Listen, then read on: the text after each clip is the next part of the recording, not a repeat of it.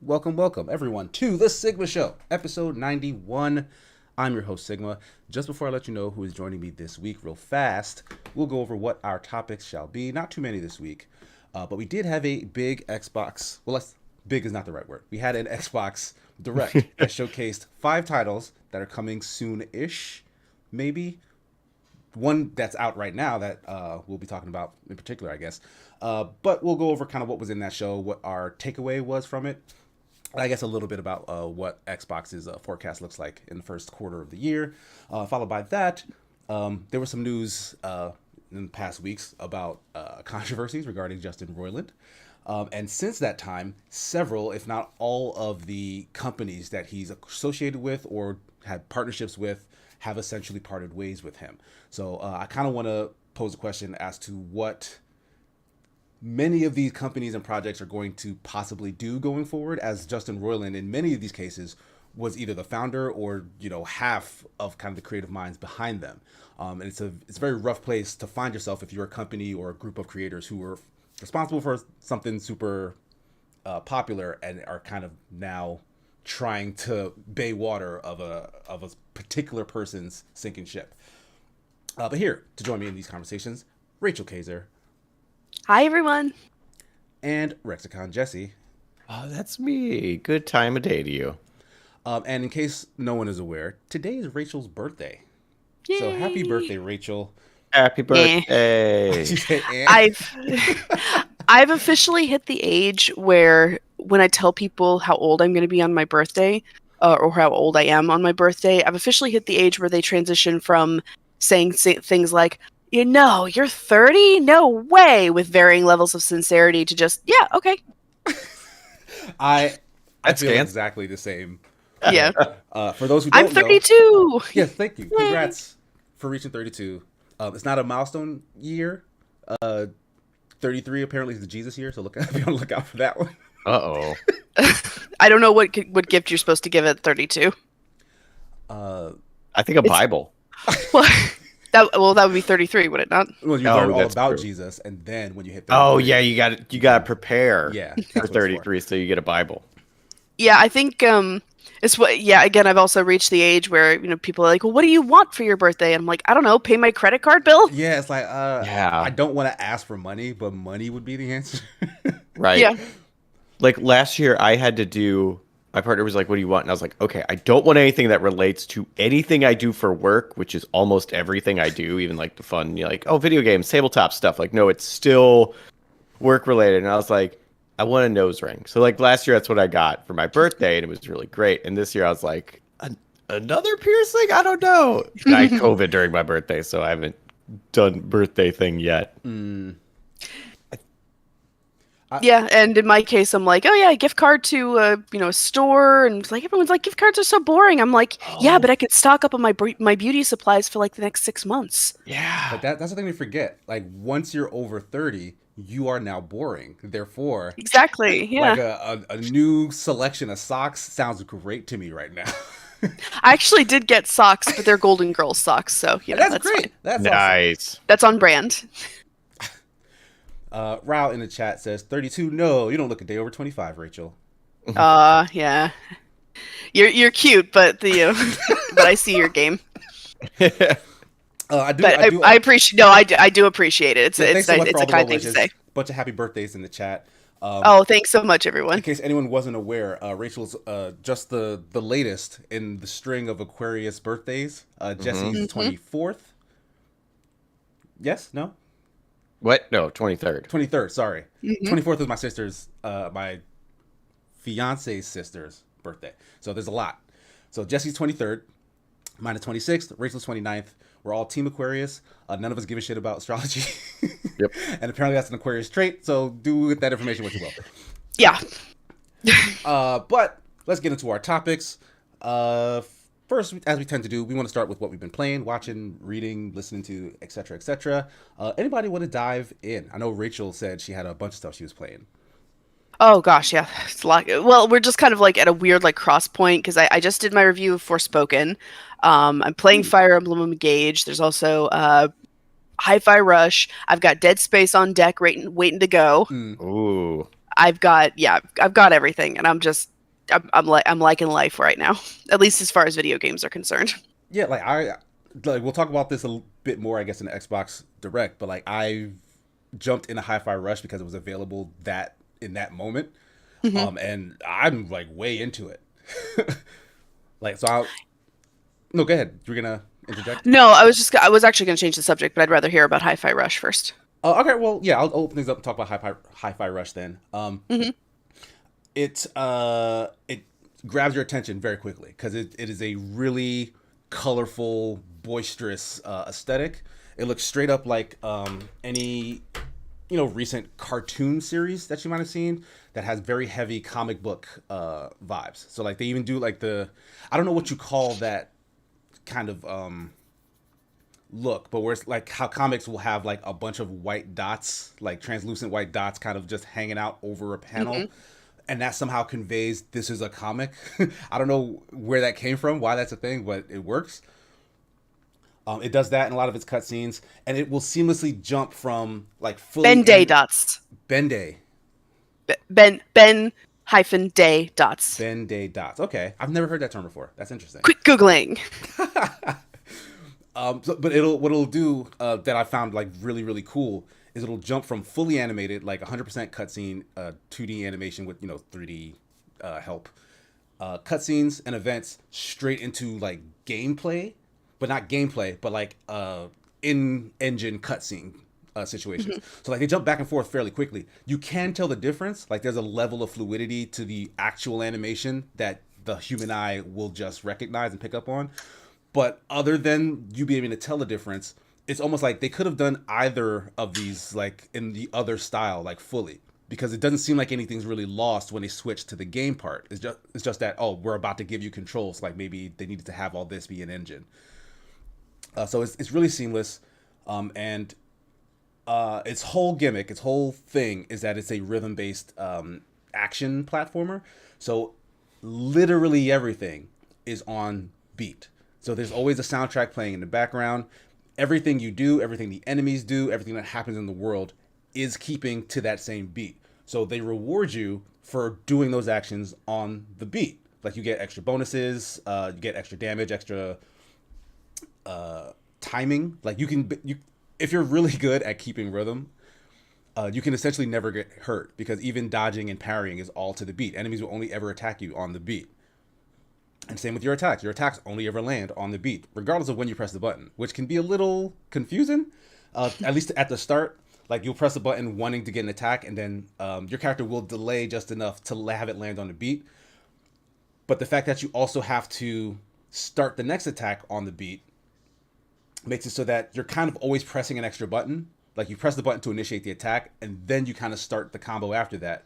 But the game still, recognizes combo. So if it's like an XY, XXY combo, you press X, but then because you want the first hit to be on beat, you press X when the first hit beats. That actually changed the combo now, because now it's an XX combo and not an XY combo. So that's something to just keep in mind.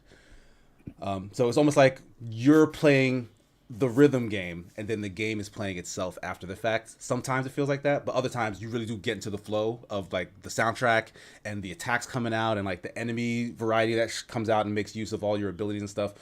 It's a lot. There's a lot going on in this game. I'm surprised that there was just no information on it before before it dropped, because it is very polished. It's very fun, and it's very funny. Like I'm liking all the characters, all the dialogue.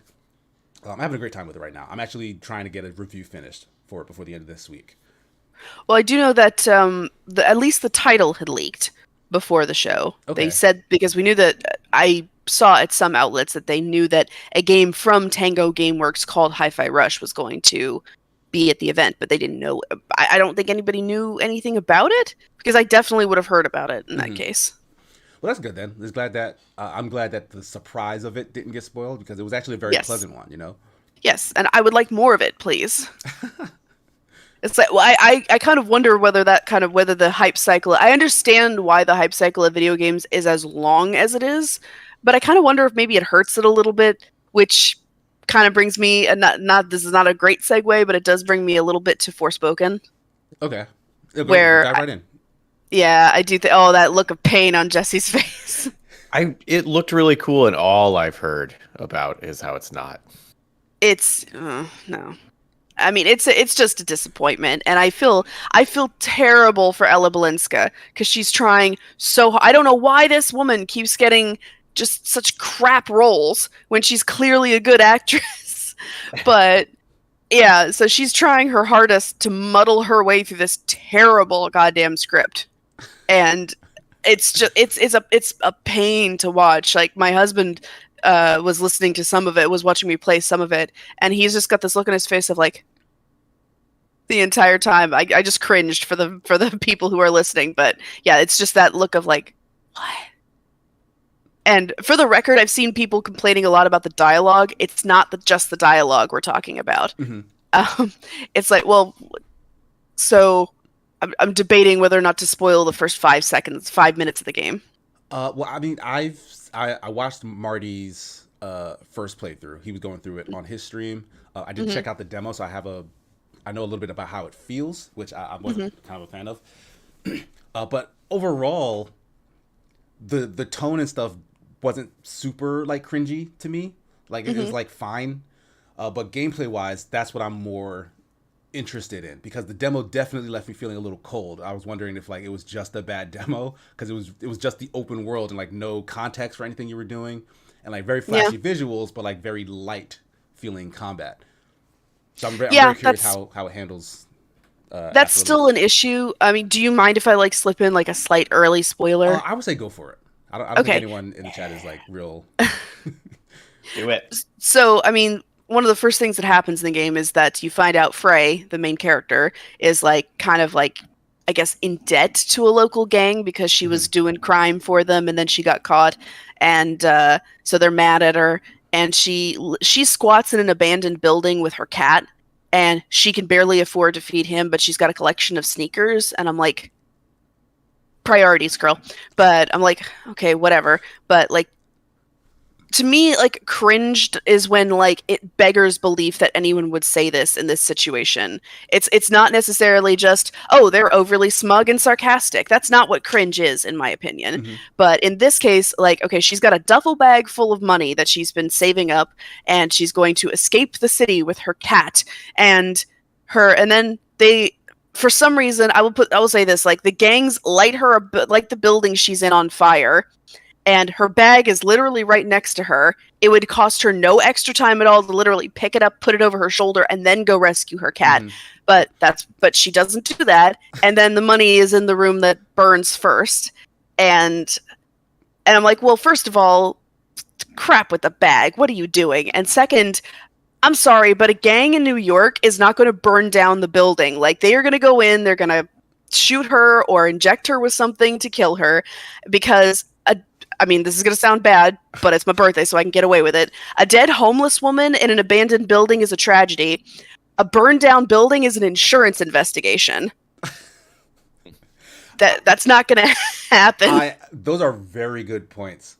I would argue, though, that New York City gangs aren't the smartest group of criminals. This is true, but they took the time to write "found you" on her window, on the inside of the window, no less. Or they just wrote it backwards, and like, it's stupid. It's like, but video games are always kind of this stupid. Like, I don't want to defend the writing in Forspoken too much. No, it's okay. But I do feel like it's definitely getting some unfair targeting in this regard, because there's a lot of like just really dumb, incongruous sort of things that just happen in games, and it's because they're games, right? And they just want to get to the part where you interact with it. Like I saw the scene with the duffel bag, and it is dumb. It's very dumb. But in my brain, it's like, okay, I know what they were going for. They desperately want you to connect with Frey. Therefore, Frey has a cat, because everyone loves cats, right? And so if a cat is in mortal danger, and they present to you the choice between get a bag full of money, which everyone wants a bag full of money versus your cat, the fact that she says, I want to get the cat first, is supposed to endear you to her, right? You're supposed to say, oh, Frey's a good person because she would go and get the cat first at the cost of her money. Even though, sensibly, you would just pick up the money and get the cat. And, like, because of the kind of, there was already this air of this isn't going to be good because of some of the marketing and just some of the, press around it. that I feel like that was the moment as one of many that folk kind of just seized on, and it's like, all right, well, this is this is a reason why I felt this way going in. When it's like, if any of that toxicity and stuff wasn't around it, they probably would have just been like, all right, well, that's dumb, and then went about their day. Like, oh, well, Frey's still cool because she likes cats, because the internet does that.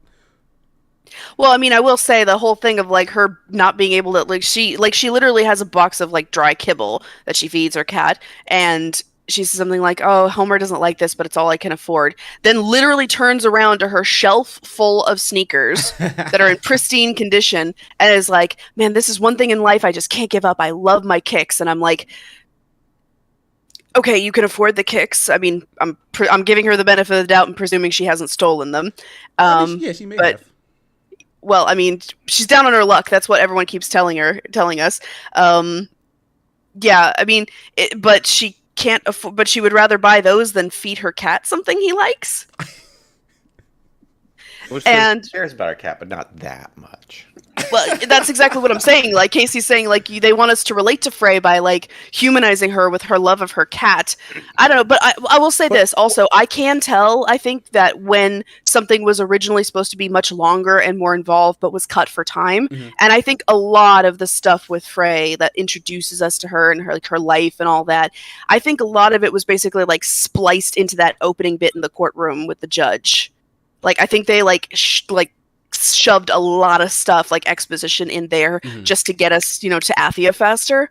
So that is one thing that I think is pretty that is pretty obvious, that there were a lot of cuts made probably after in post-production as well to try to shorten the prologue section to get us to Athia faster. And I do think that's that's probably one of the reasons why it suffers so much, is because originally that whole thing with Frey was probably part of a longer sequence where we see her somewhat singular isolated existence, and eventually she gets to Athia and it's all of a sudden this explosion of weirdness and color and magic, and there's a bracelet talking to her. And I think that if that had been longer, actually, and I'm not normally one to say we need to lengthen games, but I think if that prequel section had been longer and we had seen a little bit more, if we had stuck with her in New York a little bit, where we had seen her dreams and her hopes and how she's probably not going to get them, I think that then that transition to Athia would have been a lot more understandable.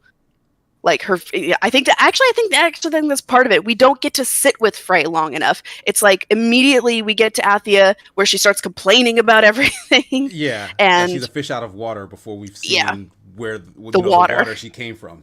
Yeah, I think because the campaign is only about 8 hours long, I think. The main story bit, and I really think that they cut a lot of stuff in Frey's early part, because also she's talking the whole game she's like, I've got to back to New York to my cat, and I'm like, the cat who was on screen for 4 seconds?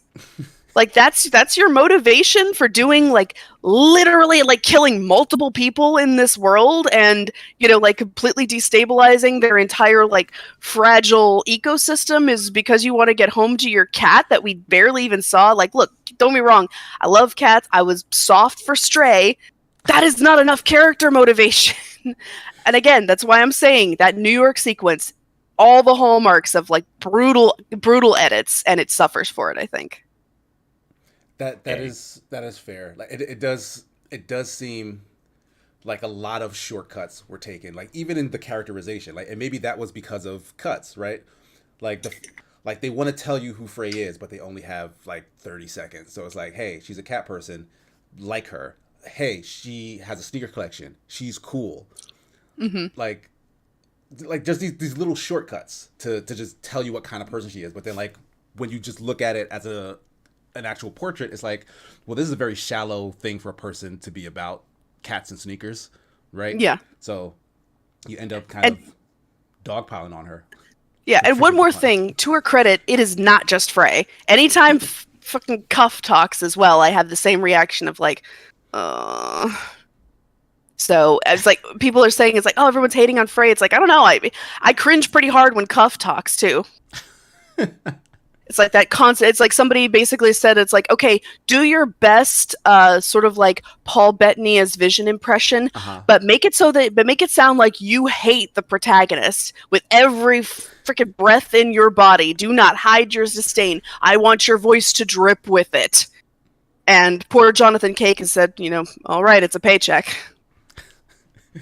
Frost in the chat says, Rachel, it says, I'm with Rachel. I think games assume the player immediately empathizes with characters because it is technically you. Yeah, I think that's understandable. Yeah, I mean, it's not outside the realm of possibility for a game to have a protagonist who's not immediately likable, who like gets there in the end. But the problem is, I think also, again, this is probably the result of cuts. Frey takes a little too long to get there. Because like her whole early character, for a very large part of the game, her characterization is, I'm not here to save you. I just want to get out of here. I'm not your savior. I'm not here to help you. And, this kind of like, very standoffish, aloof. The hero's journey, right? Aggressively isolating. And yes, I understand why she's that way. It doesn't make it fun to play or watch. Fair. But, so. Anyway, Forspoken rant over.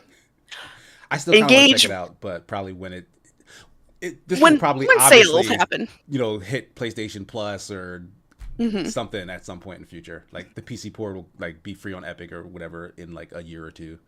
I'll check it out then. And short talk on Fire Emblem Engage, because I'm not a huge amount into it already. Y'all didn't tell me it was Fire Emblem fan fiction. That was the main thing putting me off about it. It's like its trailers show kind of a cavalcade of old Fire Emblem characters, and the main characters look like complete ciphers. Like, like this character does not look like they have a personality. They look like a mascot. Yeah, well, I mean, I don't know if I should like give you any details, Casey, but like the main character is like, should I? No, yeah, go right ahead. Go right ahead. Like main character, Divine Dragon, who has been asleep for a long time, and I'm like, oh, so she's Tiki. That's Tiki from Fire Emblem Awakening. Well, and Fire Emblem Shadow Dragon as well. But what I gotta say, like, this game would not exist without, everyone's talking like comparing it to Fire Emblem Three Houses. This game wouldn't exist without Fire Emblem Heroes, which is why I love it. Because three of the emblem heroes that they mention are from games that have never been released outside of Japan. And Roy gets a pass because he's in Smash Bros. But one of the first ones they introduce after Marth, they introduce Marth first because of course they do. Yeah, and the next one they introduce is Sigurd from Genealogy of the Holy War. And I can't help but feel like if Heroes had not been made, you'd just be looking at the screen like, what the hell is Sigurd? Am I supposed to know this person? But because Fire Emblem Heroes happened, they can get away with being like, look at these fabulous characters that we've created that you definitely know who they are. And honestly, in some cases, they probably don't even care that you don't know who they are, because it's like, all right, there's enough who you might recognize, but we're fine introducing these very obscure characters to you here because we're kind of riding the wave of the ones you do know and the previous game, Three Houses, which, sold like crazy. Yeah. Like, I'm not opposed to the fact, because what I've heard about it is that they've removed a lot of the meat in regards to the social stuff in Three Houses, which I definitely like, but it is a lot. Like, there's a lot of that stuff. It slows the game down tremendously. I've still not finished it. Like, I'm still working my way through Three Houses. Three Houses or Engage? Three Houses. Oh, okay, yeah. So, but and I've always loved the tactical stuff in Fire Emblem, even though it's a little more basic than some of the other turn-based tactical stuff that I've really come to love in recent years. But the fact that they're like refocusing back on just the tactical stuff actually sounds appealing to me. But I do love the characters. Like, I love the story and their interactions with each other. So like, if it's kind of just hey, remember this guy, remember that girl type of situation, I feel like that won't appeal to me as much. So that's what I was really worried about. Yeah, I will say, like, what I thought, because I hadn't seen a whole lot of the marketing materials, but I thought based on what I saw that it was going to be like the heroes that you get, the emblems that you get, were going to be like a battle mechanic strictly, like, like Marth, go attack my enemies or something. The first the first 2 minutes of the game are when you're your character waking up and Marth, like your emblem character, literally like holding your hand and just being like, we've been together for 1,000 years. I know you can do this. You're, just like literally having like a friend session with Marth. That's what I mean when I say it's Fire Emblem fan fiction. And yeah, it's like I remember watching that and being like, Marth, we don't know each other, but okay. I don't know. I feel very close to Marth. Like, I don't even play that character in Smash, but he's Fair. very. I mean, I did. He wasn't the first Fire Emblem game I ever played, which was the Sacred Stones on GBA. Mm-hmm. But outside of that, Marth was the Sacred Stones? yeah, Marth and Marth and That's- Roy, right? No. Sacred Stones is Ephraim and Erica. Lynn is in that too. Lynn is in Blazing Sword. But that was for the GBA. And it was just that game was just called Fire Emblem when it was released in the US. I need to. All right, you guys keep talking about. I need to look this up because it was the first game I remember.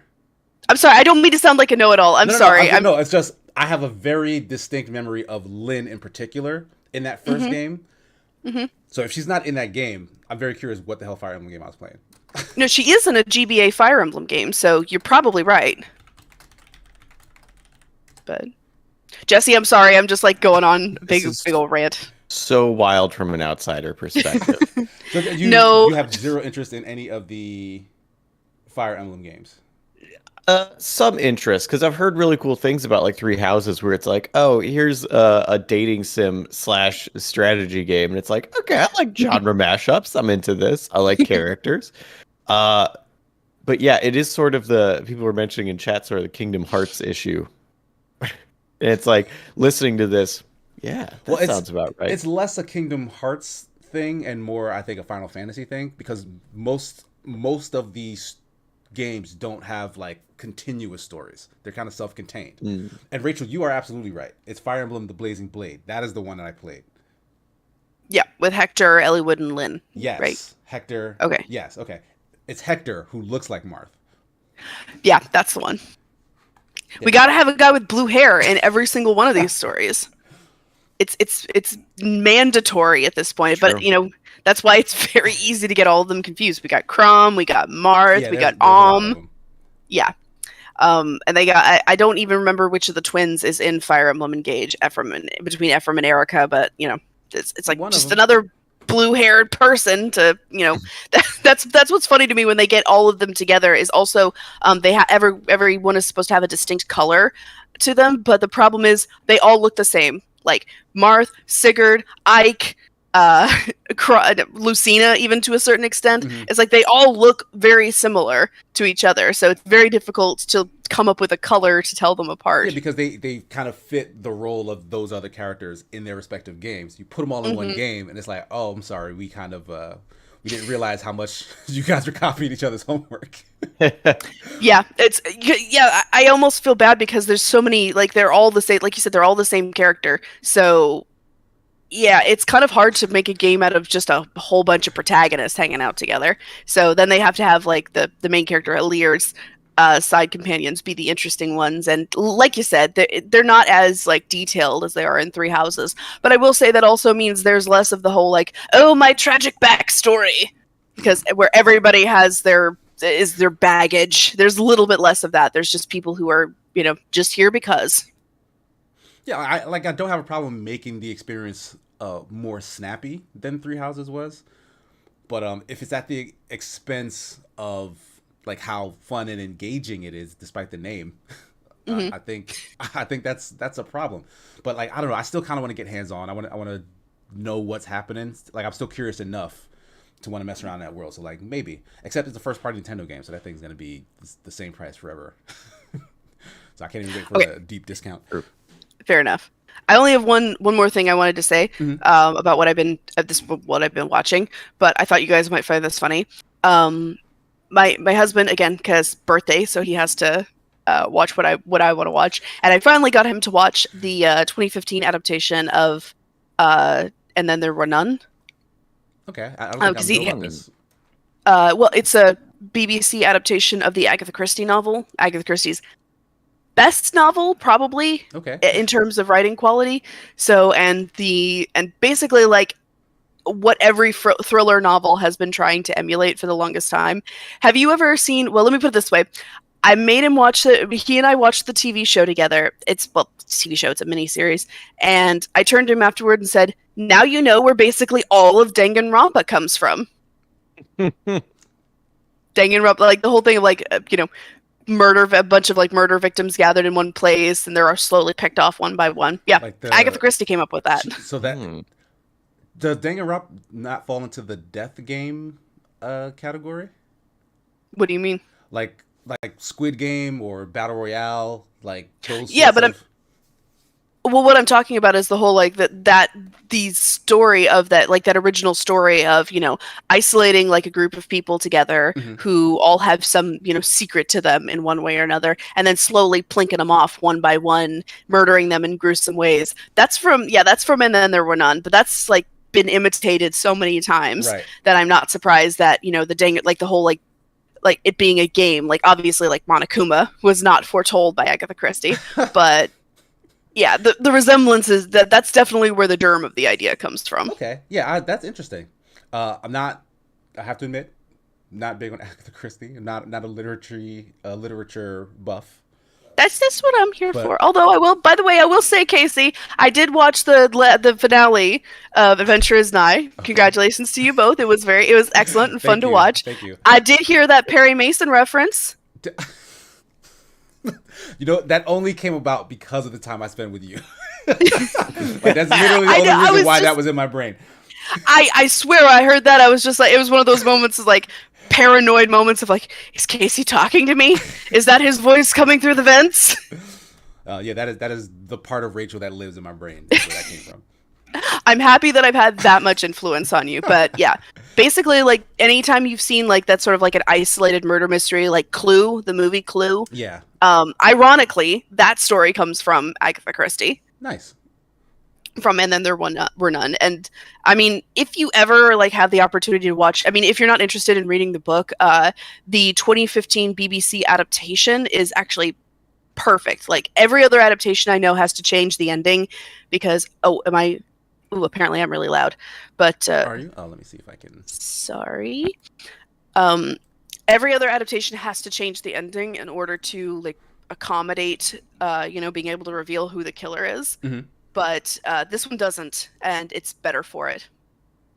And also, it's got a lot of really good actors in it whom I like and respect. Good to know. I moved my mic up as well because folks are saying I'm a little quiet as well. Okay. But it's fine because turned Rachel down a little bit. Mike is closer to me. We should all be fine, right? Let us know if not. Yes, please do. And I'm sorry if I was shouting a little bit. She's talking about Agatha Christie. You can't put a. I get very excited. Over. I get so excited. Anyway, I'm done. I'm done talking. Well, how about you, Jesse? Anything you've been like playing, watching, listening to? We finished up Wednesday, which I did like. It is not amazing, but I enjoyed it. Yeah, it's very fine. Wednesday. It does enough things that I like that I'm like, you know what? It's official like. But like I wish there's a lot of things I wish was better where it's like, okay, I wish the characters were a little bit better even though I like the characters. Mm-hmm. I wish they would dive a little bit more into Wednesday's abusive habits, even though I dive a little bit into it. Like, I wish they would give us a little more on these other characters, even though they give us some. So it does make me hopeful that a season 2 will be even better. Like, the mystery was enough that I was like, who is the monster? Why is this happening? Mm-hmm. Even though I didn't really care that much. But I liked it. I thought, for what it was good and enjoyable. And, like, happy I spent my time with it. Which I feel like is important in the art you consume. Yeah, that's probably high ranking. Yeah, I've seen bits. I didn't watch it like front to back, but I've seen bits of it, and the stuff I liked was, entertaining. Like I sat there, mm-hmm. like I wasn't like bored or put off by anything.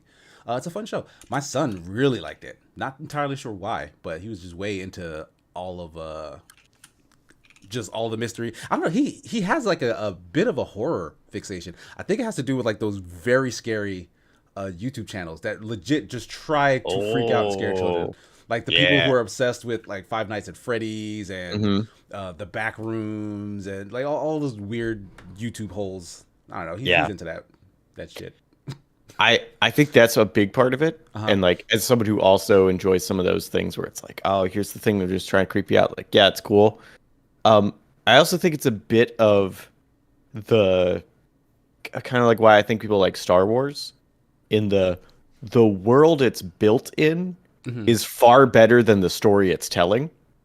Okay. And so if you're engaging in the world, you think about where all the holes in the story and all the holes in the world and how these things actually connect, and you invest in the world itself.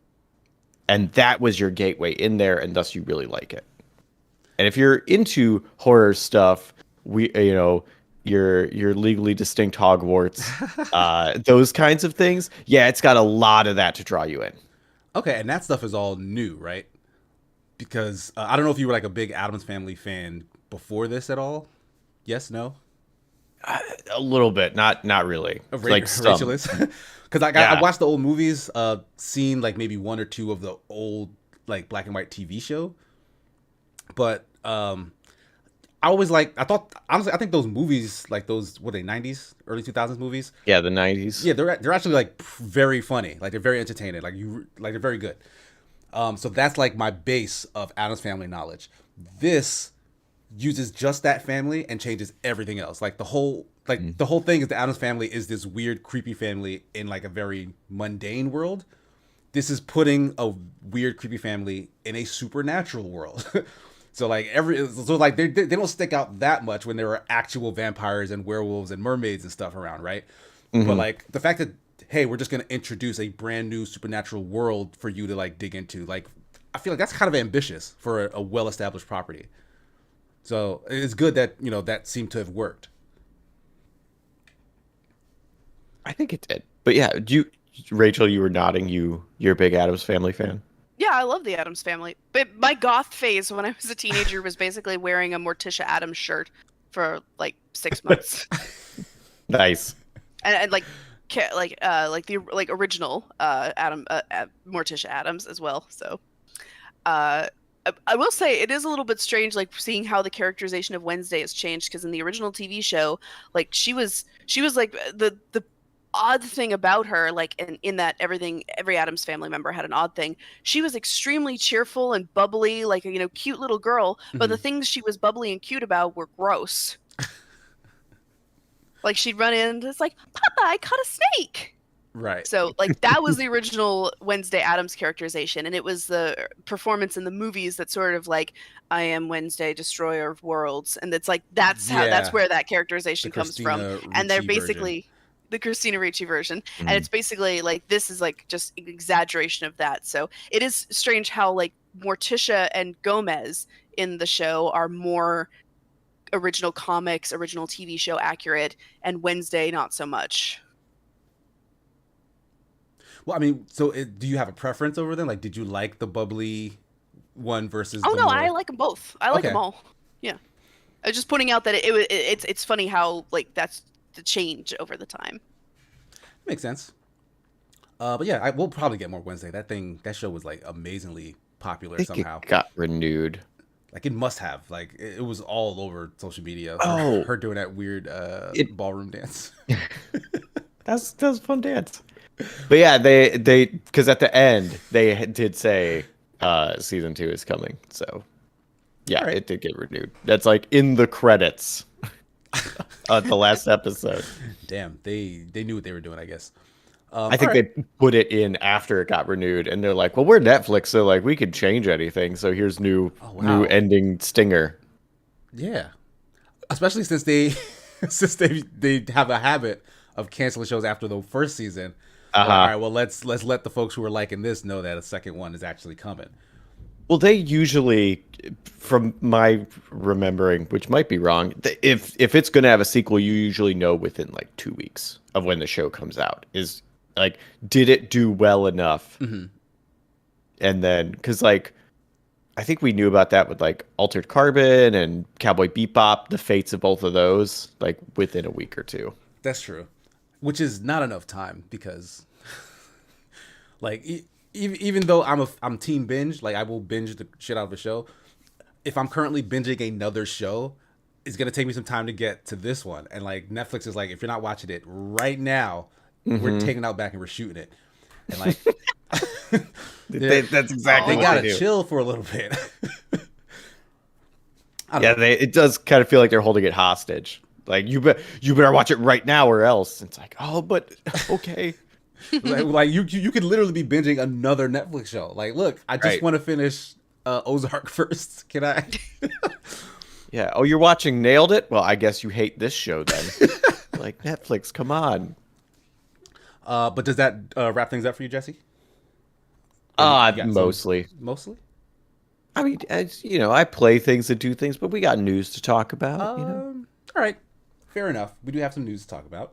We'll jump into our first topic, which is Xbox's Developer Direct. This was kind of a new format that they went with, where they focus primarily on, like it's kind of a smaller scope. They focused on having the developers literally tell you what it is they're working on, and they only focused on 5 projects. So there was Mojang with Minecraft Legends. Anybody in here a Minecraft fan or looking forward to Minecraft Legends, regardless of your fandom? I'm a sucker for redoing a game as another game. Uh huh. Like the recycled asset sequels that were big in generations past of video games, like Tomb Raiders and like what was it? Majora's Mask and Ocarina of Time were both a lot of the same. Like I love seeing what someone does with assets and doing something different with them. So I actually think it looks cool. I like as an action strategy game, not really a thing I'm into. Yeah. But I like if I was going to get into a Minecraft game, it would probably be that because it seems kind of interesting the way they're doing it. And I need a bit more structure than Minecraft offers. Like just being like, here's a Lego set, have fun. Is like, I'm too old for Lego. like I love Legos, but like I need some instructions, I need some motivation. Meanwhile, these people are playing paintball, and I immediately know how I feel about paintball. So like I'm gonna go do that instead. Fair. So this having a set thing actually seems kind of neat. How about you, Rachel? Fan of the Yeah, Minecraft? not really. No.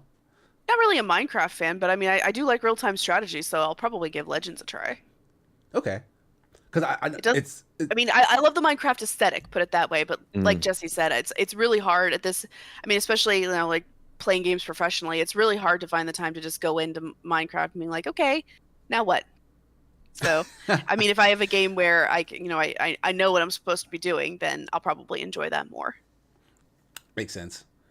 My son was instantly drawn to this because, of course, he is. It's featuring Minecraft. Minecraft stuff. Yeah. But yeah, I like Minecraft as a game. I don't necessarily enjoy playing it, even though when I've played it, I have had fun. Like I've had fun playing it with my kid. The fact that he was into this just because it says Minecraft is like, all right, well, I guess I'm gonna have to play this with him, right? But I will say that this showing, because I had no interest in this whatsoever, this showing did make me feel like, oh, there might be something like really fun in this, because how easily the base building stuff seems to come about.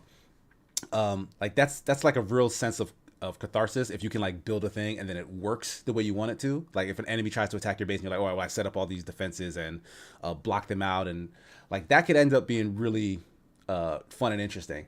And it's just not a game type that I've ever really been interested in, with the exception of Riftbreaker, which was another Game Pass thing. I think it's on other platforms as well, but it's on Game Pass, and like it just condenses that whole loop of resource gathering, base building, and enemy fighting into like a really neat circle that I really enjoyed and could not put down. So if this has anything in that vein and then adds the PvP element and it works, like this could actually be like really good, because it's basically, it would expose that sort of game type to all the Minecraft fans, and there's a lot of them. So like at least some folks are definitely gonna try this game, and if they get hooked, then like this could be like a giant hit for Microsoft. Yeah, to your point, that's the thing that got me interested, where it's like the freeform structure of a Minecraft where you build stuff, which I do like, but ultimately, like I said, just doesn't hook me. Applied to, all right, you have this freeform, or theoretically, I don't know exactly how it's going to play, but you have this freeform idea. Now do it to make this work, and that's what gets me. I'm like, oh yeah, okay. Build defenses. This is better than any normal strategy game, because I'm just like selecting things from a menu. I have to build a trapdoor moat for when people come across, and then go whoop, and they all fall into my lava pit. Awesome. Like that does sound really appealing if it's in fact what it Yeah, is. if it's a thing you can do, sure. But like that's the beauty of it, right? Is like you trying to find out what you can do. Like they had the Mhm. and this was something that I liked about this direct in general, where they had the developers talking about that sort of stuff. It's like, oh, we were playing our game and this guy figured out how to do this thing that no one else was thinking of. So like even the devs themselves are surprising themselves with the options in the game and them kind of talking about it and I mean, it's very marketing-y, but still, you get the sense that like they're being genuine. Like this is a thing that happened, and so they're just bringing that story to the public. Mhm. Like that sounds fun. Like if they can discover weird stuff in their game, I'm sure the community can. And then you'll get like, oh, look at this totally broken Minecraft Legends build video. You know, Mhm. like that's exciting. So I'm happy for them. I'll probably check it out when it comes. This is dropping in April 18th. But I don't know. I don't know. In the back of my head, I feel like this might be like a really big deal. Minecraft Dungeons was a little too basic, I think. Like I don't think that hit big like maybe they wanted it to. I know a lot of kids played it. Like my son played it. Some kid I had to teach in another life was was obsessed with it. But like outside of like young kids like that, like I don't think anyone was really giving it the time of day. This feels a little different. Like this could hook like a wider audience, like kids and like adults alike, maybe. Also, I just want to point out the animation team on that was really good. Like the little, I don't know what those little Minecraft goblin things are, but like, Piglins? yeah, those looked fantastically animated. They were very expressive. Like they were like really energetic. Like that was absolute props to them. Yeah, it looks great. Like I like the look of this, which has a tiny bit of cell shading on top of the Minecraft look, better than Minecraft itself. Like this makes it all stand out and pop a bit more.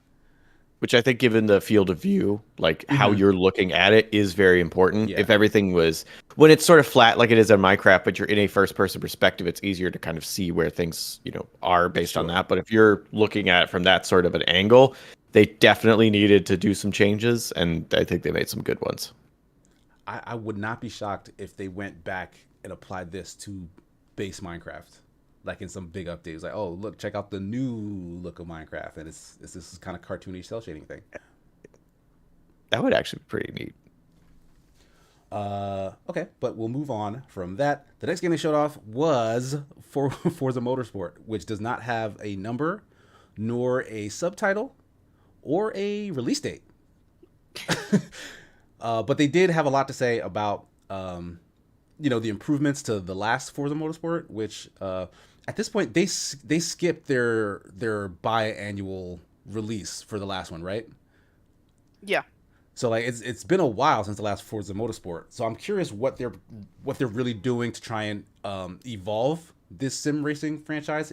I'm not a big sim racing fan, but I do respect how how much attention to detail they pay to the vehicles and like the tracks and all the technology that's behind it. So I don't know, like, are either of you guys fans of Forza Motorsport? Do you follow sim racing at all, or this franchise in particular? Jesse's shaking his head no. Not really, Rachel, no. no. Yeah. That's fair. Fair. I appreciate that, a lot of the details that the detail work that they put into it that would necessarily mean a lot to me, but to people who are interested in this, it would, it does make or break it for them. Though I will say I do resent Turn 10 a little bit, because I was assigned to write the story for that, and I'm sitting there with I'm frantically like writing a story alongside this, like just like furiously typing out all the details as they come in, and I'm like, okay, I'll just type it all out, I'll clean it up later. And then they're like, oh, there's no release date, there's no point writing a story about this, there's no new information here. Dang. Yeah, I was like, drat. It was a little bit of a hollow like this more than any of the others kind of just had no information. I'm not sure why they felt pressured to say something about Forza Motorsport. Maybe that fan base has been like on their neck about it. Maybe. I mean, and you did say that it's been a long time since they released the last Forza Motorsport. That's true. So it could be that fans are like, hello, Turn 10, knock knock, are you still in there? Right. So I mean, maybe for them it's just like a life support check-in. Well, hey, we're still working on it. But I'm curious, like, they didn't give it a number. Like this would be Forza Motorsport 7? Think so. Yeah, but like if they do go the route where they don't give it a number and it's just Forza Motorsport again, like 2024 or 2023, whenever it's supposed to come out, do you think that they are going to give it the live service treatment? Because we have seen that kind of be detrimental for a lot of other brands this year. This year in particular, like with all the layoffs and stuff, and like all the failed, like Spellbreak just closed down.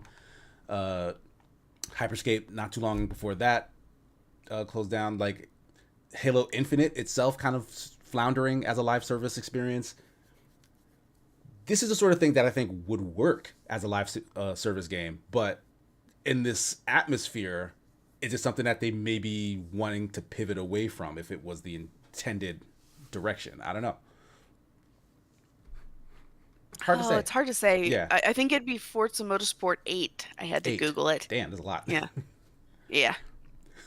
Maybe afraid of making it sound old. I don't know. Yeah. But I actually think like you said, out of all the genres of games out there, I think racing games I think work as a live service game more than any other. And I think even monetization would be a little bit easier to swallow in a game like this than in other games out there. But it's hard to say. Like you said, they've been burned by that, by people saying, though they've been burned by people saying they don't like live service. I wouldn't necessarily say they've been burned by people actually like not buying live service games. Yeah, because I think those are two different things, right? Like the people online who are yelling about the thing, they're usually the minority, like the vocal minority is what they're called in specifics. Like the video game companies, they see the numbers. They'll release a live service thing and they'll be like, oh, there's a lot of people who like this. There's X number of people who are buying this. So they're going to make another one down the road as opposed to just supporting the first one, but whatever. It may very well still be viable. Like for like a racing game, sports games in particular, I think the live service model is what they should be doing. And like this, like trying to stick it into every other thing, I think that's where the problem is. But that's a whole other conversation. We won't open that can of worms. Lampy in chat says there's only so many racing tracks and cars. If it's a live service, they can't resell you the same tracks again. I mean, yeah, I guess. But they could sell you the mirrored version of those tracks in the new mirror mode. But I mean, that would be the dream, right? It's like, all right, well, you don't get the same tracks over. You get a new track added to this game that has the same mechanics that you know and love. We'll get new cars, new sponsorships, like, and then that's the stuff that you're paying for is that added content. And then the cosmetics is like all the decorations and I don't know. I'm not a games maker. Are you not? You don't make Rainbow Six Siege? I make. You're the lead programmer. No, I don't know who told you that. This is false. But yeah, not too much to say about Forza Motorsport. It's a big seller for Microsoft, one of their tentpole exclusives, and it seems like they've still got a ways to go before the next one is ready. But we shall move on to a brand new IP, Redfall, that they have given the May 2nd release date. This is Arcane Studios, the folks behind Dishonored, behind Deathloop, to be more recent. And I'm curious what you guys' take away from, because I've been seeing kind of mixed reactions to the gameplay, the 10 minutes of gameplay demo that they showed off during this direct. Jesse with the air quotes. Gameplay needed to be in air quotes. That demo. Yeah, that was so scripted. It might as well have been a cutscene. Sure. Yes, that is very true. So the vibe I'm getting from you guys is that you were not impressed by this showing. I mean, I wasn't disappointed per se because Redfall has not been a game that I've been particularly like keeping an eye on or looking forward to in any way. Yeah, I think it's a co-op shooter anyway, which, I mean, well, they did say that you can play it solo if you want to, but I think it's built with the intention of being a co-op shooter, and those have never really been my game. So, well, they've never really been my kind of game. So I've not been like watching it exactly. And I do like, I mean, I feel like a broken record. I like how it looks. I like the art design, but I don't know. And nothing about it, what I see strikes me as like, wow, that looks amazing. That looks so innovative. I have to play this game now so I can experience this for myself. Right. Mm-hmm. I feel very much the same way. It it's disappointing to me in the sense that Arcane is a studio that has a real skill in the immersive sim space, and this seems kind of a step away from that into a more conventional shooter. Like it's team based. There are still powers. Like each class of character has like a different set of powers. And like the demo showcased them walking kind of freely into this area and just taking on missions as they please. So like some of those elements kind of exist there, but it looked so bare bones and basic. And the fact that the gameplay seems to be centered around gunplay more so than Dishonored's kind of like superpowers and trickery. You know, like you set up traps, you like teleport around, you have knives and swords or whatever in Dishonored. This seems so much more conventional and in that case boring to me. I don't know. Like I'll admit I want Microsoft and their camp of studios to get a couple wins. I feel like they're due for some like really big marquee releases, and like they just kind of keep putting out middling after middling experience, and this seems to be just very in line with that. And Arcane is a studio that can do much better than middling, so I'm just wondering, like, this is the first thing that they have up their sleeve once they're under the Microsoft umbrella. Like that's concerning. Yeah, it makes me feel like it wasn't their idea almost. Ooh, fancy that. It was originally like maybe an idea that just kind of got shifted to Arcane. Perhaps, yeah. Like we need a 4-player single player co-op game. And you're working on something with vampires. All right, this is what it is now. Like, take all your art assets, take all your ideas, apply them to this. It very possibly could have been. Wouldn't surprise me. I agree with both of you on everything. But also the thing that's getting me about it as a concept that I just am like, I think that this is concerning or that I won't like it. If it is single player, that means you can do everything with just your one character. Which means you don't have to use the suite of different characters to like work together to complete something. Which means if you play it multiplayer, everyone could just go in guns blazing and do it because that's how you get it done anyway. Like, you don't have to coordinate your powers. It's like, psychic elevator. It's like, yeah, that's neat, but it is less effective than everybody shooting a vampire in the head. So why? Like, what's the point in that? So that's what makes me think it's really not going to sell it, because like you don't need that. And like if it is multiplayer, then you kind of need to build it around that, where it's like something more like I mean, completely different genre, but like Divinity Original Sin 2, where you have a party of 4 and obstacles need to be overcome with the abilities of these people. And there's more than 4 people, so there's multiple ways to go about it. But I think like that's the key thing there. Yeah, one person going in doing their strategy or their couple of strategies cannot solve every problem. I think that's the main thing that this gameplay thing failed to convey. Like, because what you're saying, maybe in this game, like it's an open world that you explore, right? So maybe this character could use their specific power to get in one way, and another character could use their specific power to get in another way. But like, I don't know that because all they showed was this demo of a character literally using almost no powers, right? They just walk into a house and shoot everything in the house. Yeah. Like, it's a very bad showing. But the fact that that was what they decided to show makes me feel like they didn't have anything better than that to show. So like, is the game, I mean, it's going to launch May 2nd. So like, it must be ready to show, or are we expecting to get another delay because like Microsoft has been struggling to just even get games out of the door. Like, I don't know what's going on over there.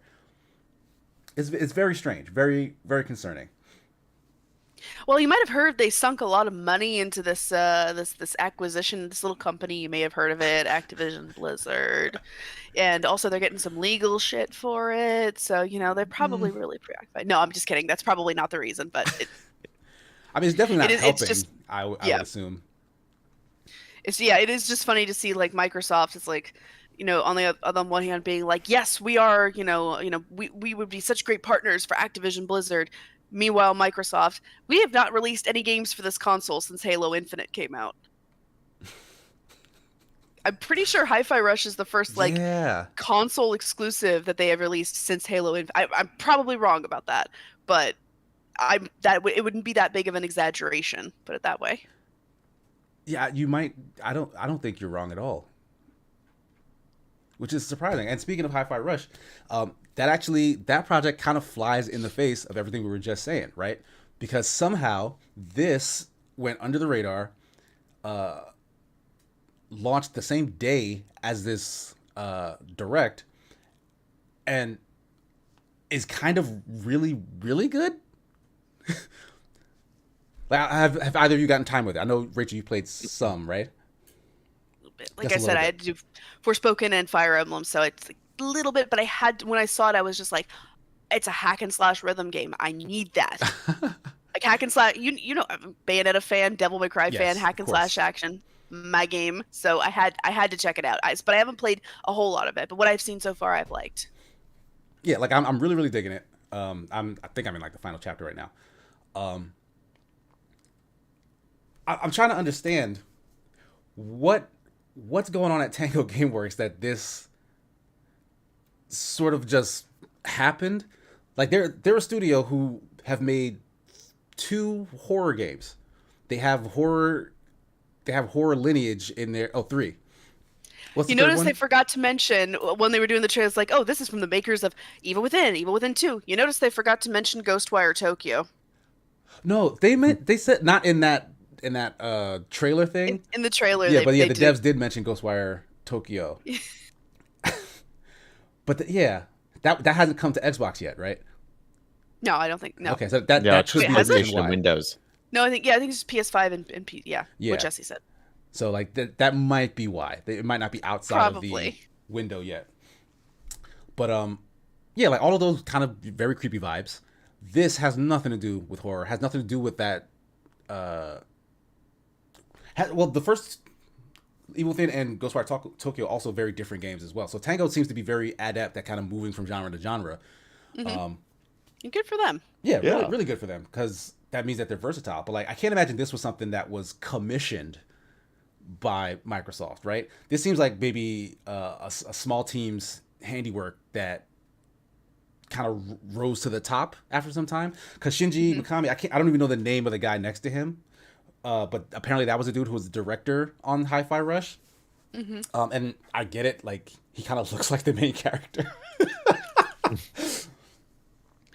But honestly, seeing their interaction, Shinji Mikami, and I think Rachel's looking up the other dev now, but seeing them standing next to each other talking about this game, it very much seemed like Shinji Mikami didn't know about Hi-Fi Rush until very recently himself. He saw it and was like, oh, what? We made this? So like John Johannes. Okay. Yeah, he's the lead director, I believe. Shinji's had the studio. And so yeah, like this just popped out. It's really, really good. You heard me talk about it earlier today. Like it's already out. I'm curious because this is kind of just completely an outlier from everything else that Microsoft has been doing and been going through. How do you feel like a release like this affects their image? Like, does it do not enough? Like, it's not like a big branded thing. So like, I can't imagine there's like a ton of people playing it, but like it is only getting positive goodwill from what I can tell. My guess would be, I mean, I have no idea, but like my guess would be, because it's developed by Tango, it's only published by Bethesda, right, which is owned by Microsoft.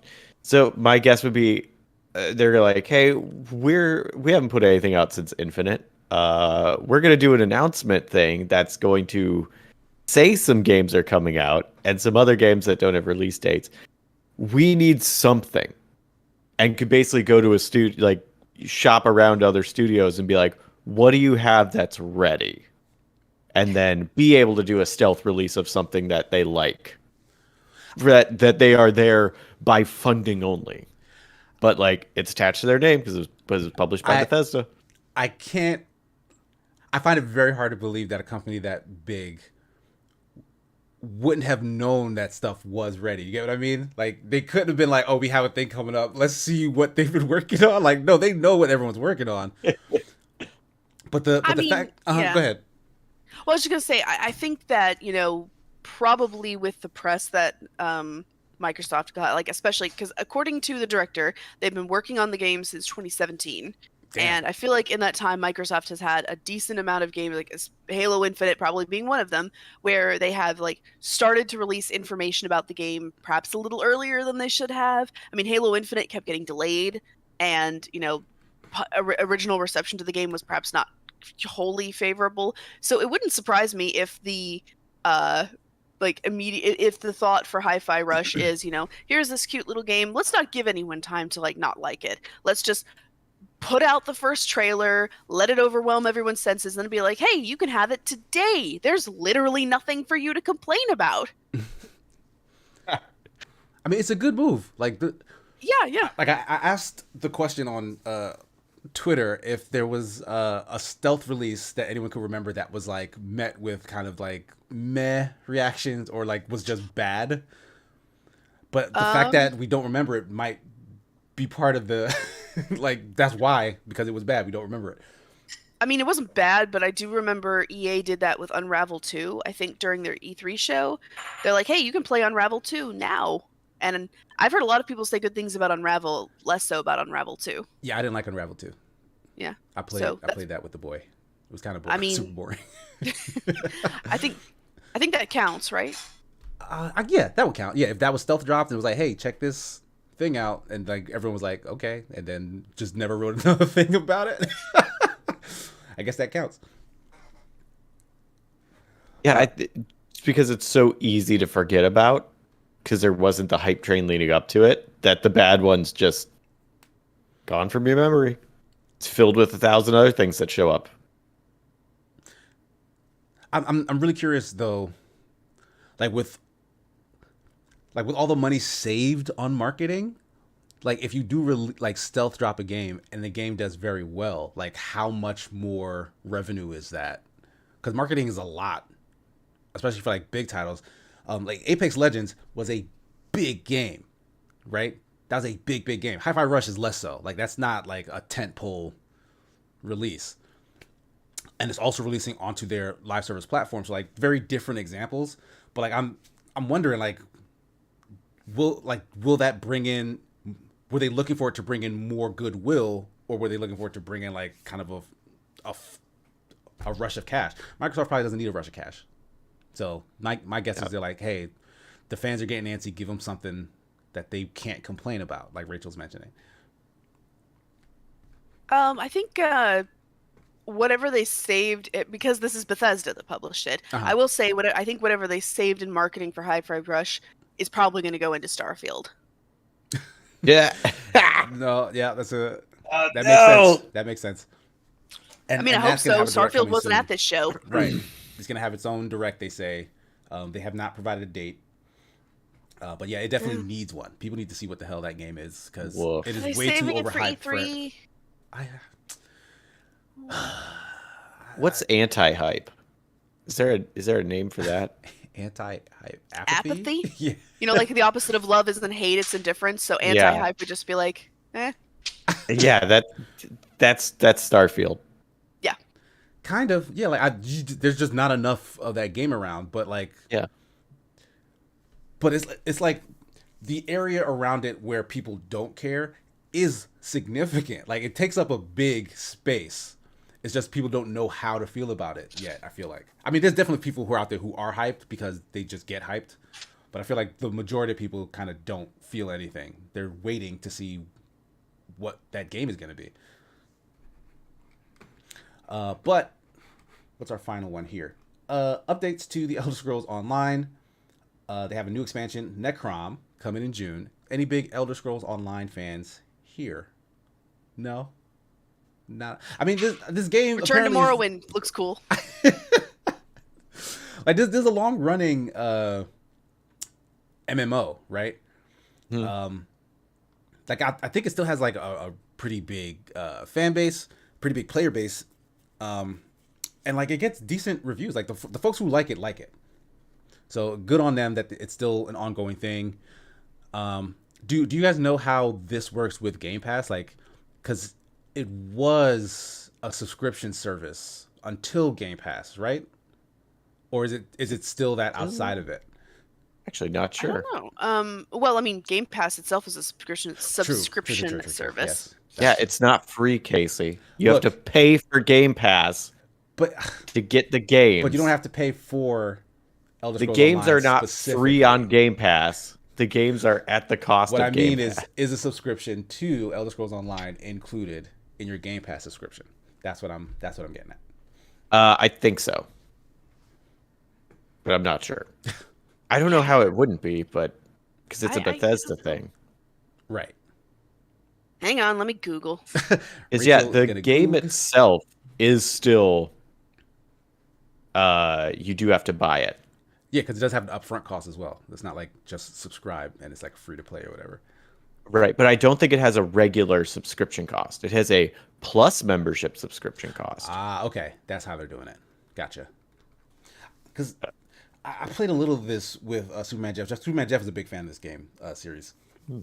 I played a little bit with him early on, and then for a game night, I think we ran around in Elder Scrolls Online. We did run around.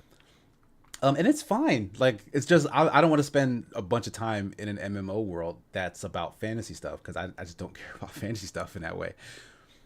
But yeah, good on them. Really don't have that much to say about Elder Scrolls Online. So once Rachel's gonna be looking up that. Nah. I was trying to. I couldn't find the answer within 3 seconds of Googling, so I gave up. Fine, fair enough. Yeah. Sometimes 3 seconds. Wow, you are dedicated. Sometimes, chat. I know. You got to find your own answers. We're not here to baby you. We're here. That's right. We're here to empower. I mean, you. I found one answer, but it was like it was confusingly worded. Like it says the base game is available for Game Pass, but you might have to purchase the expansion pack separately. So until I get conflicting information, that's what I'm going to go with. Lampy to chat says Casey still waiting for the Haikyuu MMO. That would be a terrible idea. No. The Haikyuu volleyball game, sure, but the MMO. Yeah, a volleyball game, absolutely. An MMO is stupid. It's a waste of time making that. Mindslipper says Among Us was a stealth release in that it was mostly ignored until the pandemic. Yeah, that released in like counts. 2017. Yeah, that is definitely not a stealth release. Yeah, not a stealth release, but it was stealth in its own way. Yeah. So but it was not a game that was released by a major publisher without any major marketing. That's right. Yeah. But I appreciate the bringing our minds back to Among Us, because if our minds stray from Among Us too long, we'll probably short circuit. Yeah, that it's still trucking along, right? I think. Urcha, have you tried the VR version? I have not. No. Are you interested? I'm afraid it's going to trigger my claustrophobia. Is it first person? It is. Oh, that's kind of neat. Like, it does seem more interesting than the base game, which that game was fun when we played it. I am very tired of the concept now. I don't want to play it anymore. I don't want to play the VR one because it is still the same concept, but the VR aspect may make it a little more interesting. So I'd be open to it, but please no more Among Us nights, guys. I will say we played way on the subject of things playing recently. In the Discord, we played First Class Trouble yesterday. Mm-hmm. That game, still fun. Also, because I've never hosted the game before, there's a bunch of options that you can use to change up the game. Oh. And I really like it. Interesting. Yeah, like, I didn't know anything about that. Yeah, like, you know how you do the like, oh, you have the first area, and then you go to the main room, and then you're at the reactor? Mm-hmm. You could do more main rooms. Like, you could set it up so you'll have multiple times to do that. You could set, like, how much oxygen level gets depleted and how much you put in. And you could set it up so there could be anywhere between 1 and 5 personoids. Yeah. And you could set it so the personoids don't know who each other are. And we had a game where there was one human. The rest of us were personoids, didn't know the other ones were personoids, and we were like, we ended up That sounds hilariously. really fun, actually. The one human set themselves on fire by accident, and so we just came rushing in to like put him out because we were like, oh, we gotta look good so people think we're human. When that was the one person that cared. Like really funny. it takes that it is suffering from some of the Among Us thing where it's like you need more mini games. Like please you need more mini games. But like it does more than just what Among Us does. Right. Like Among Us has some stuff in it, but it is mostly about the yelling at each other about lying thing, and like I'm just tired of it. Like you can, there's so many... you yell at each other for stuff you actually do in First Class Trouble. It was like, oh, you set me on fire. Exactly. There's more to do, so there's more to yell at each other about. And I wish they would get more, like, for your point of, like, you know, Among Us getting kind of old. Like, there's so many good social deduction games to pull stuff from that they're not. So, like I have Spyfall behind me. That's a great social deduction game. Like, Werewolf is there. It has some neat things. And like there's more the genre can do than just rip off Among Us. And I'm personally excited to see where it will go because I like the genre. You just need it to advance, not stew in the same broth the whole time.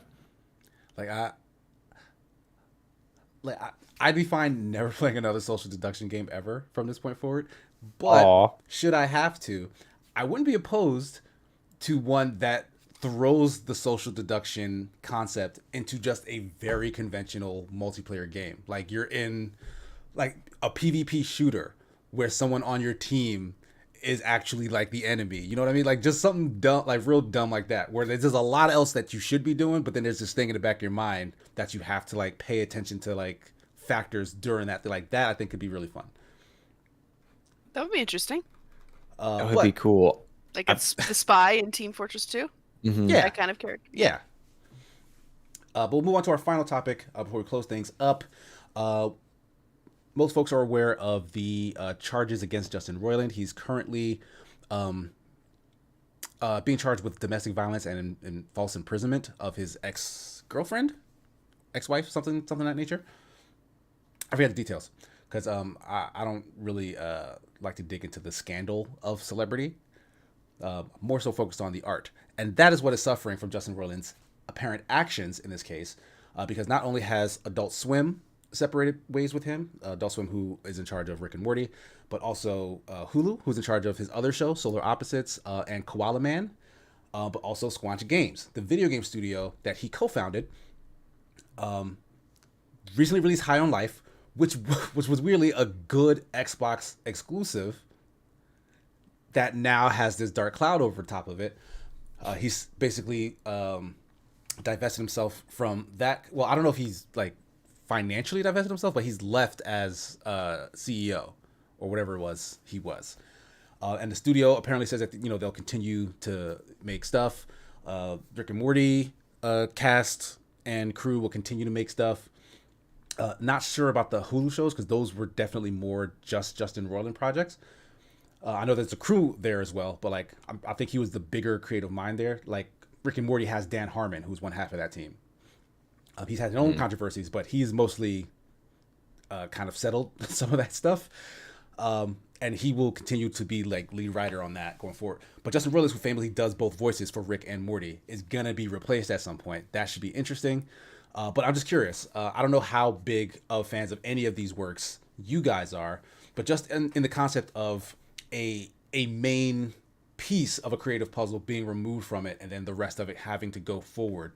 Like kind of what's your take on the survivability of these projects? And like your take on like this whole Justin Roiland hasn't actually been convicted of anything yet. This is kind of just a social conviction of his actions, social condemnation of his actions, and kind of him just being separated from all aspects of his career before the actual trial. Do you have any feelings about that sort of thing?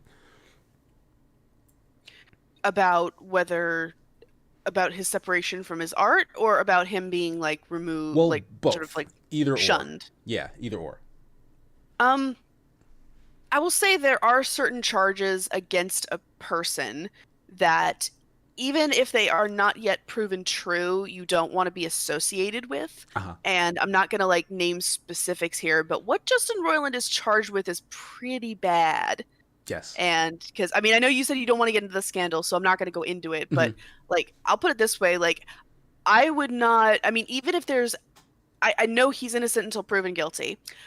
But frankly, I would want to at that point, it's a matter of protecting the rest of my staff. Like, I don't want them to feel like they can't, like they have to come in and work with this man, knowing that he could possibly have done something really horrible. And as Lampy said in the chat, that yeah, he's not like, I don't necessarily think he's going to be financially harmed by this. It's going to be a matter of like, well, his brain and voice are not going to be on the project anymore. And I don't know. I mean, I'm not really a Rick and Morty, anything Justin Roiland has created fan. So keep in mind, this is coming from somebody who is not like, oh, he's such an irreplaceable voice, we cannot extricate his comedic genius from the show or whatever. I'm of the impression that particular brand of toxic nihilism that exists and that is like the backbone of all of Rick and Morty. You can get that from any 30-something dude. Even me? Wow, I have such options now. Oh, Jesse, I love you. I agree in that sentiment. I think Justin Roiland's appeal is very specific.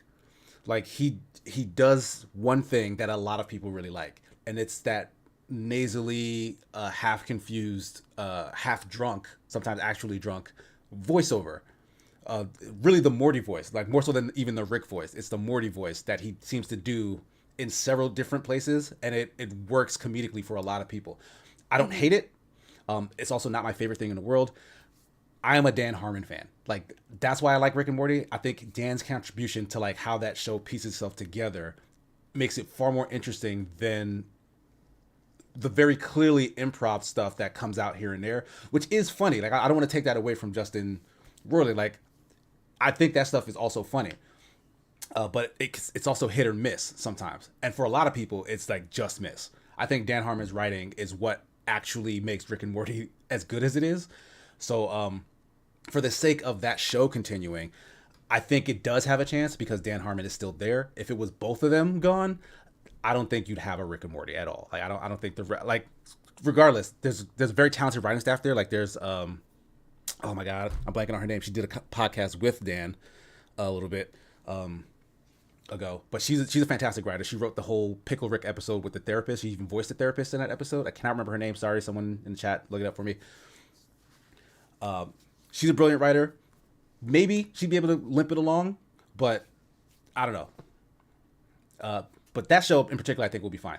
What I'm more concerned about is the High on Life studio, Squanch Games, because that was kind of Justin Roiland's like baby, and I've not played High on Life myself, but the thing anyone's really ever talking about is the comedy in that game. Like, some folks really liked it. They think it was very funny. They think it was a commentary on game development, et cetera, et cetera.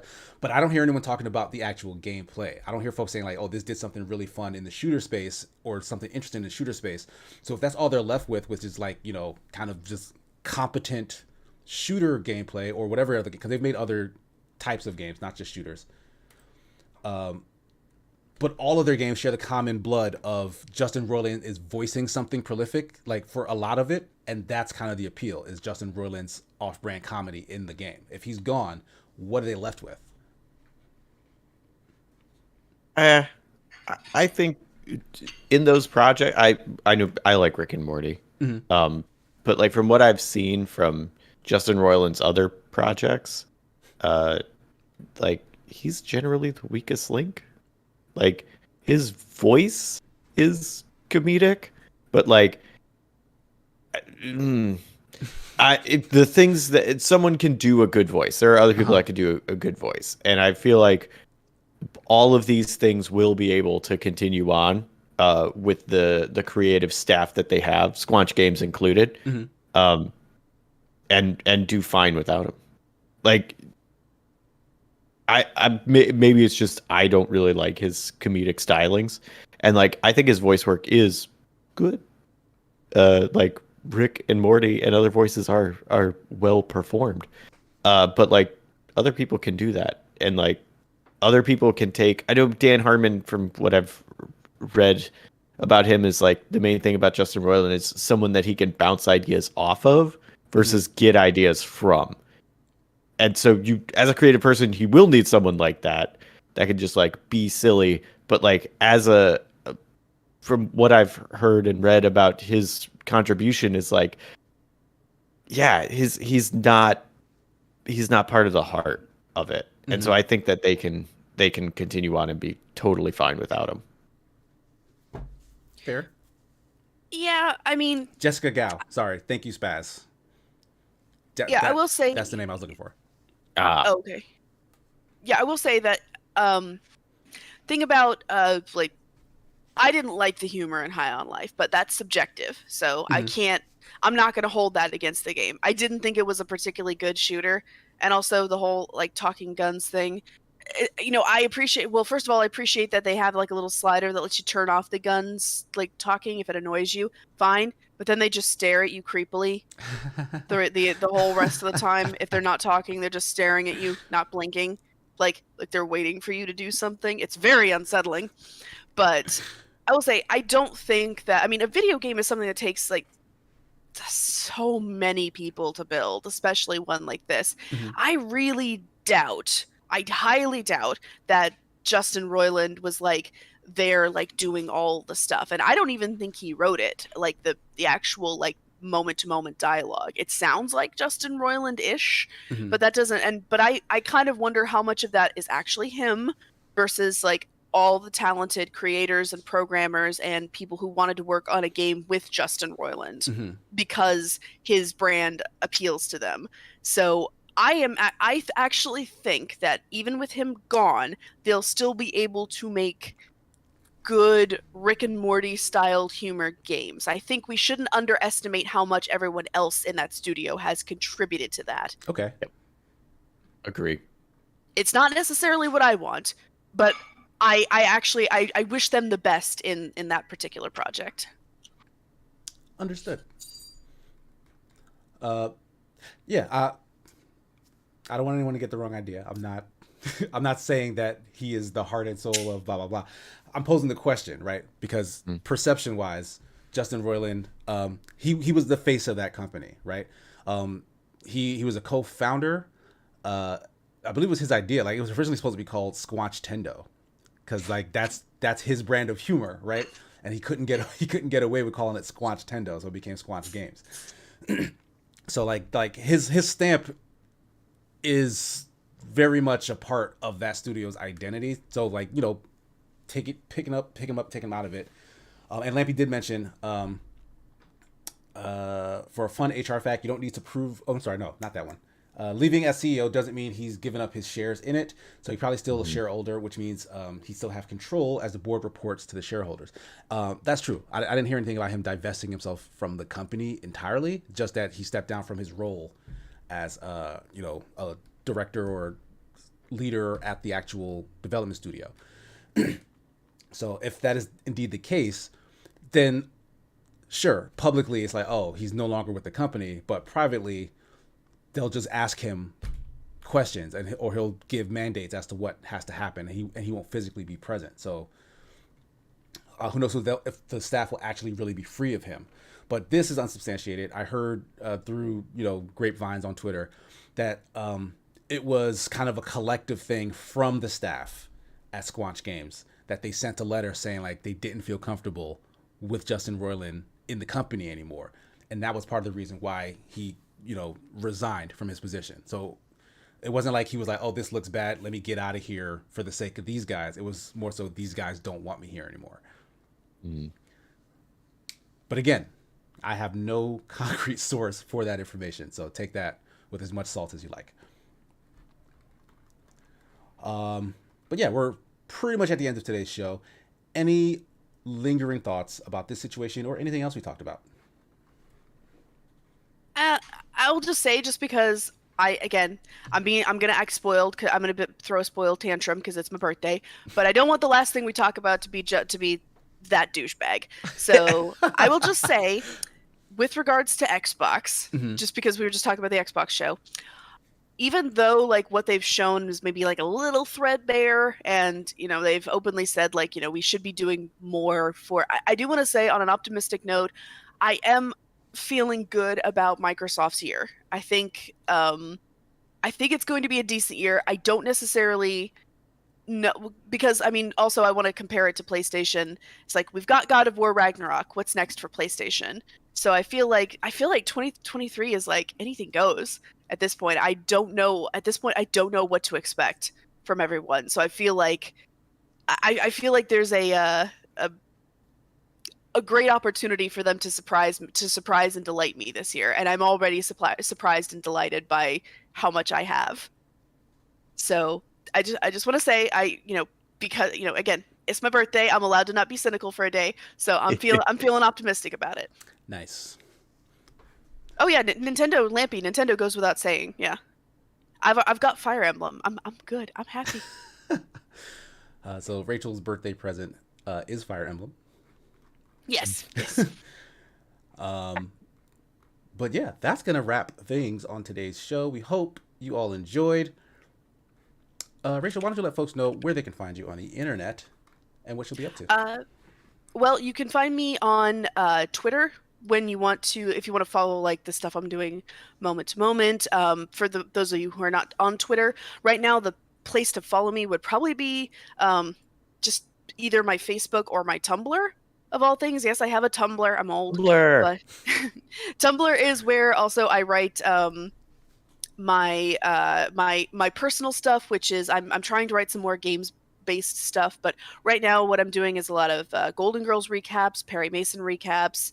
Casey and Jesse have already heard all about these, so there isn't going to be a Golden Girls recap today, only because I'm going to be preoccupied doing a birthday stream later where we're going to play some Nancy Drew. Aw. Ooh, nice. Cool.